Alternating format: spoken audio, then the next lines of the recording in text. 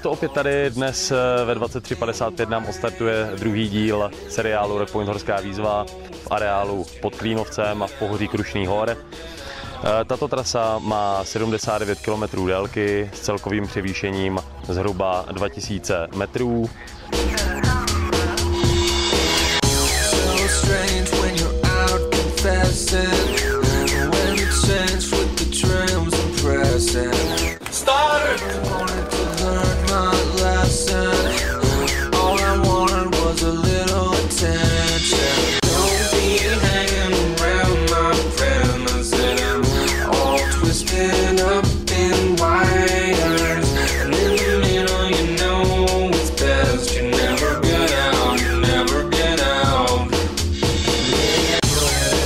Dnešní druhý závod Rock Point Horské výzvy se vyvedl.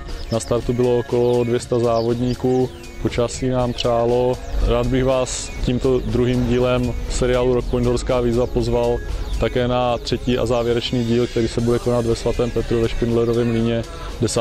až 11. srpna.